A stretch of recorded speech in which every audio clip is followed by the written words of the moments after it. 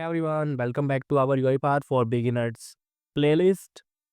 Today we are going to learn something very important, which is types of workflows in UiPath. So guys, whenever we create a new project, we can see one main workflow or main.xml. Let me show you. You can see it here, open main workflow. So when I will click on it, it will open the main.xml file. This one.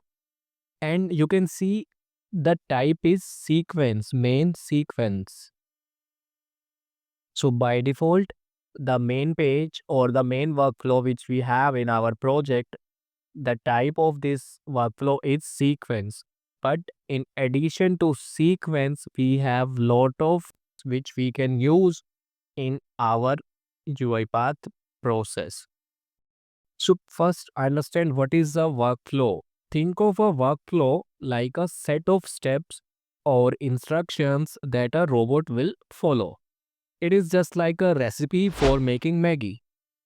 For example, we'll boil the water, we'll add the noodles, then we'll add masala and we'll wait for 2 minutes and then we'll serve. So this is the recipe of Maggie. This is a workflow, and in UiPath we use different type of workflows depending on what we want the robot to do. So the first type of the workflow is sequence. A sequence is a simple workflow where steps are followed one by one like a straight line. In this, the second step will not depend upon the first steps. Sequences are perfect for small and simple tasks. The second type of the workflow is flowcharts. Flowcharts are used when we need to make decisions or go in different directions based on the answers. So, if you are checking a student's marks, we will perform the steps according to the marks. For example, if marks are greater than or equals to 35, then student is pass, otherwise it will fail. So here we need a decision making workflow. Flowcharts are best for complex or logical tasks. Third type of the workflow is state machine. State machine. Okay, this one sounds a bit tough, but I'll explain simply. A state machine. A state machine is used when a robot can be in different situations or different states and move from one state to another. For example, imagine a robot that starts, waits for a button click, does the task, and then ends. Each of these is a state. State machines are used in large and repeating projects. Now let's see when to use which workflow. Sequence, we use sequence for small and simple tasks. Flowcharts, we use flowcharts for decisions, and logics and state machines for big projects with many steps or conditions. Now let's see some real life examples. Sequence. If I talk about sequence, let's take a real life example of going to school. In sequence, we can say wake up, get ready, go to school. And if I talk about flowchart, so if it is a holiday, we'll stay home, otherwise go to school. So this is condition based. If it is holiday, stay home, otherwise go to school. And if we see this example in state machine, so state 1 will be the at home, state 2 will be the in class, state 3 will be the lunch break or in a food court or cafeteria, and state 4 will be the back to home. Or you can add one more state. If you are going to school in a bus, so you can add in the bus. So there can be more states as well. Now let's go to the computer screen and I'll show you how can we use all these workflow types. So first you should be clear of all the requirements, means which workflow types you want to use. So then you can go to your UiPath Studio and create a new project, and here you can go to this new file option, or you can press Ctrl plus N, and here you will see all the types of the workflows. These three are mostly used workflow types: sequence, flowchart, and state machine. In addition to this, we have other as well: form workflow, coded workflow, global handler, code source file, coded test case, and all. Now see, by default we have this main sequence or the main workflow, and when I go to this project, I can see this main.xml file.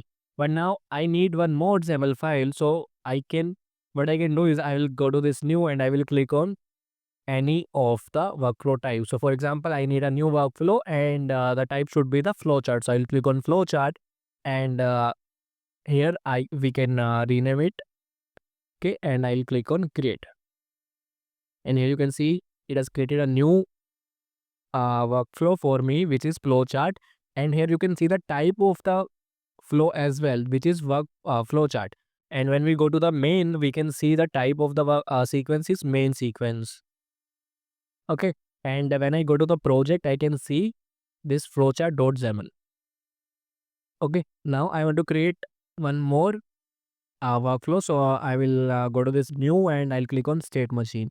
So here I can give the name state machine, or let's rename it to my state machine. Okay, and click on create. So it has created a new machine, workflow. And when I go to project, I can see this my state machine.xml. So this is how we can create different workflows, and the type is different, you can see.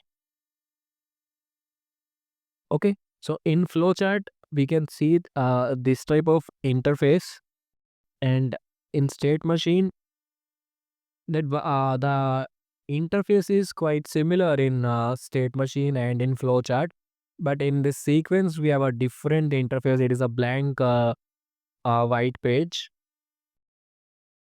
Okay, so when I go to activities and if I search for flowchart, I can see this flow decision, flow switch, and flowchart. Now what I want to do is I want to add a condition or something. So what I can do is I can take this action or activity flow decision. Here in the right hand side we can see the properties. So here we can give the conditions, means whatever condition I want to do, I'll give it here like 10 is greater than 20. Okay, so I given one condition 10 is greater than 20, and display name we can change the name also. Let me change it to 10 is greater than 20. Okay, and we have two labels, false label and true label, because either this condition will be true or false. So we have these two labels, and we can give the name of these labels as well. Okay, but I'm not and now what I can do is I will add one more activity, message box, and let me add one more message box. Now it is, you can see this label true false. So means if this condition is true, then flow will go to this way, and if condition is false, then this flow will follow the this false path. And if you want in this we have only one condition, but if you want to add multiple conditions, so we can take flow switch. So let me add some message in this.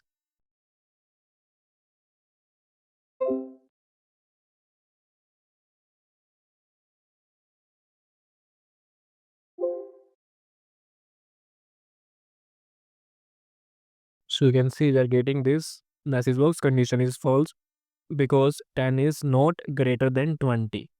Okay, similarly, so when I search for state, I can see we have state, state machine, and final state.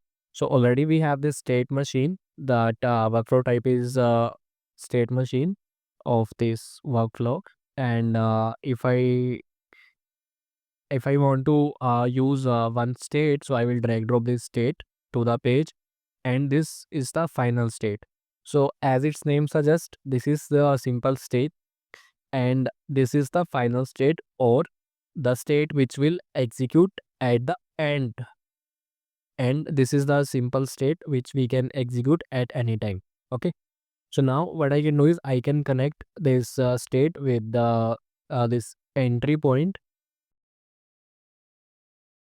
Similarly, we can add more states as well.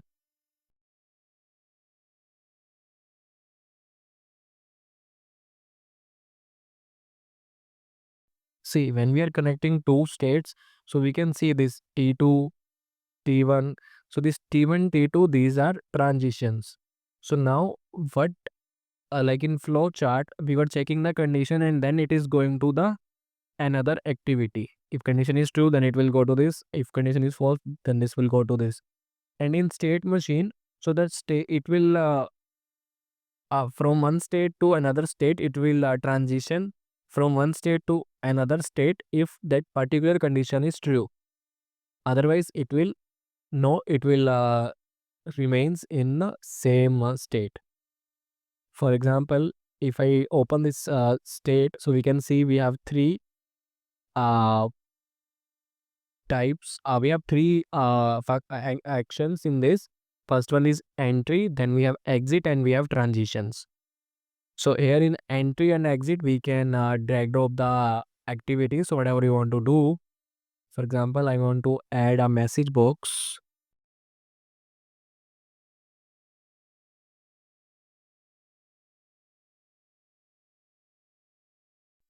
These states have entry, exit, and transition, but the final state have only one endpoint, which is entry. Because from final state, we can't go to any other state, and that's why we don't have any exit or we don't have any transition. Because if I try to connect final state with the any other state, we can't connect it. But from any other state to final state, we can connect. State. Let me modify the message.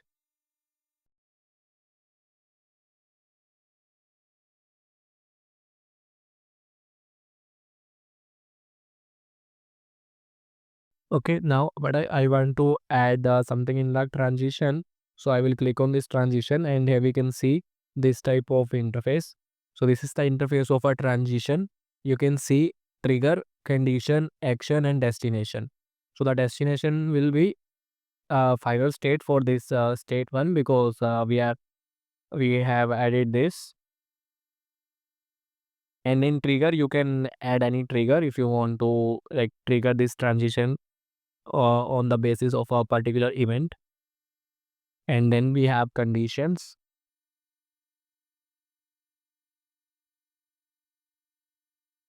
So for example, I have added one condition if 1 is greater than 0. Okay. So if this condition is true, then we want to go to this destination. Okay. So let me remove this state 2, and let me show you the run.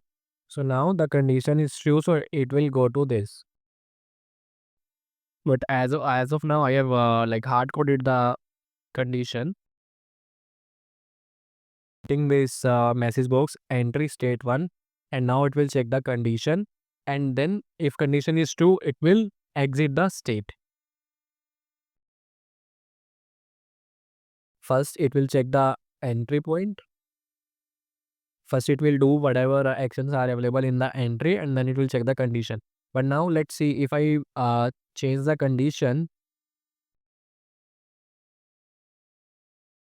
So now if I change the condition, 1 is greater than 6, it is not true. So now let me show you. See, we have gotten this entry state 1, and it will keep running, or it will go to the infinite loop because we don't have any exit point, or we don't have any condition which will become true and it will like move to the final state, because our condition is false and it will remain false. But by any chance, if we are using any variable and we are manipulating the value of that variable, so in some scenarios the value will be the condition can become true, but in our case we have hard coded the value, so our condition will remain false only. So you can see our flow is still running because it has went to the infinite loop. So this is how we can do transitions from one state to another. And this is the final state. It has only one entry point. It doesn't have any transition or any exit point. And in our simple state activity, we have entry, exit, and transitions. And if we go to transitions, we can do transitions on the basis of triggers, on the basis of conditions. So we can add our conditions, or and also in transition also we can add some actions, like we can do some activities also.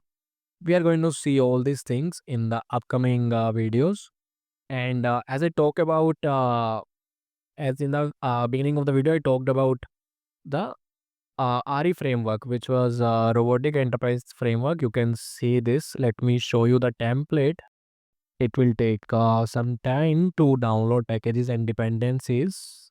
And here we go. This is our RE framework.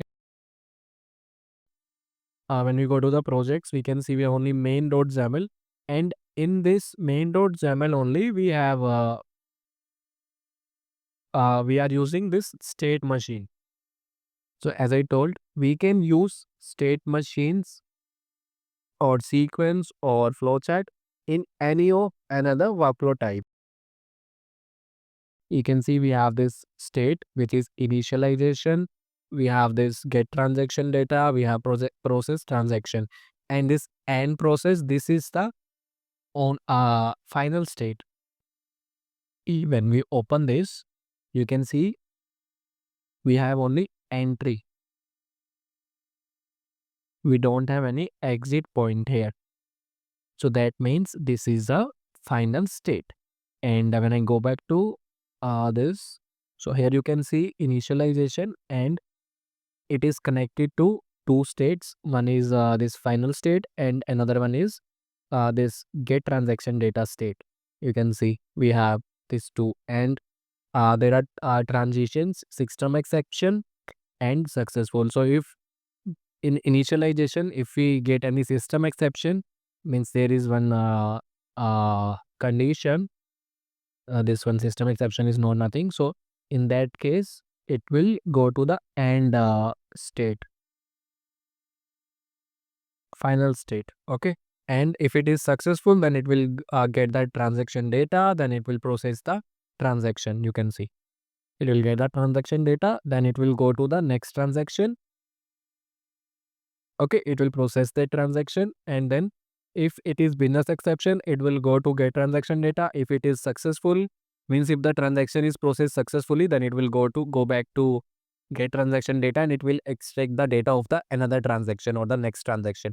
And if we get any system exception, then it will go to the initialization, and it will then go to the final state. So this is all about sequence, flowcharts, and state machines. Thanks guys for watching this video till end. And if this video helped you, give it a like, share with your friends, and subscribe for more fun UiPath videos. In the next video, we'll build a real robot using sequences. See you soon.